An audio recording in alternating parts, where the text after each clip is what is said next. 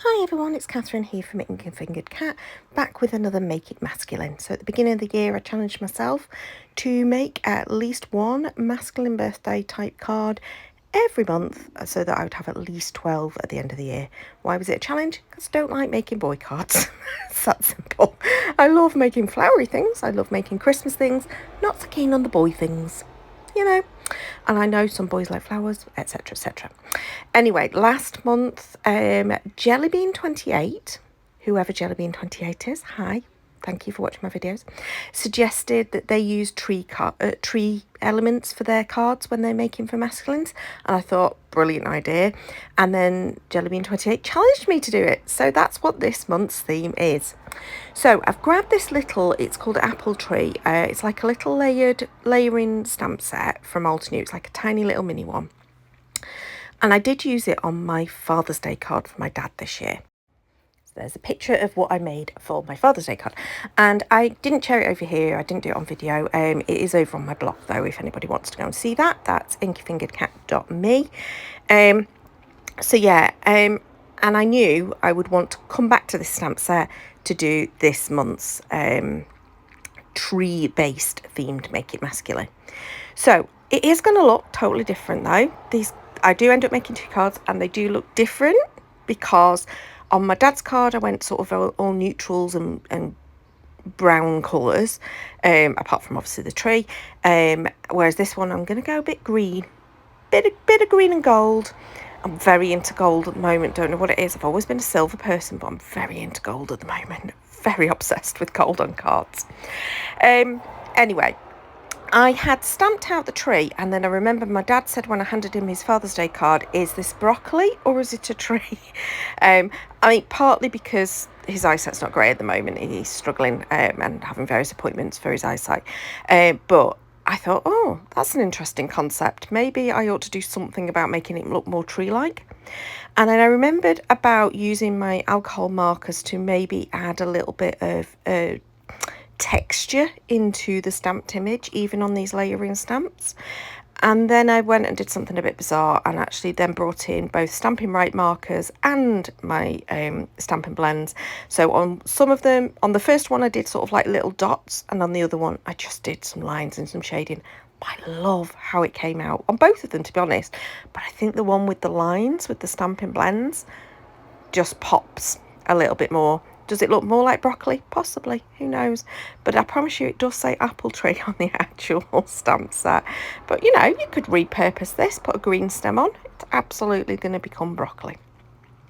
So I don't know if there's a die that cuts these out, but it's so easy to fussy cut, so it doesn't really matter. So I fussy cut it out. I didn't buy this stamp set from a shop. I must admit I did buy it secondhand, so I don't know how old this stamp set is and whether it's available or not. And this is the point where I thought, do you know what? I'm going to make my own pattern paper, and I'm going to do what I don't always enjoy doing, which is using my sprays. So I grabbed my Kingston Crafts Rainbow Shimmer Spritz that I did get as a design team product, but obviously I'm not here to promote it. I do like them. I think they're lovely. I'm just not a big fan of the mess that sprays cause. Hence the boxes on the table. Now at this point I've gone off to go and get a stencil. So that took me a little while to choose my stencil because I've got hundreds to choose from. And so for the first one I just sprayed directly over the stencil, and then the second one I used the ink that was on the stencil to do the reverse. And then it's really important, especially with these spritzes that have got the mica in them and some kind of resin type stuff in it. I don't know that it's resin, but you know what I mean, something that's like it dries solid and with texture, so it's really important to do cleaning up. Now I store all my sprays with the solid caps on in the box, and then the spray elements I always go wash them out in the sink, give them a good few sprays through with clean water, and then I'll put them back in the box separate. I just think that's going to stop them from clogging for longer. I mean, I don't think there's any way to stop it from clogging at some point, but that stops them from clogging for longer. That's my little top tip. So you can see there I've also pulled out some gold laser cut panels. These are old Stampin' Up product that I refound a few weeks ago when I did a bit of a tidy up and thought, oh, And so I've put them on my desk in the hope that I might actually use them. I don't know how old they are. They're a good few years old, maybe 5, maybe longer. No, I think probably about 2020 is probably when I rejoined Stampin' Up for a little while, and I think it was probably around about then. I love them. I think they're gorgeous. But they are retired products. It's not something you can get anymore, but I'm sure you could find something similar, or use a die cut and some mirrored gold foiled cardstock or something to achieve the same effect. But what's good about them is that they're already done. So I grabbed some dark green cardstock. I die cut the circles because I wanted something to mount those trees. I felt like they didn't quite pop enough against the gold and those lovely shiny backgrounds. So I die cut the circles, and then I did run them through an embossing folder with like a wood grain effect. I think it's called hardwood, and that gives it a lovely bit of texture. And now I just need to do my card blanks. So I chose some cardstock. I think this was Old Olive from Stampin' Up again, cardstock, and I created my card blanks out of the one sheet of A4. And now I'm just going to trim things down to make sure that they're the right size. Just take a little bit of fiddling to just make sure it's the right size, so that there's a bit of a border around each side. And I will admit, I kept these quite flat. You'll have seen I grabbed from my stash of ready stamped, foiled, die cut sentiments.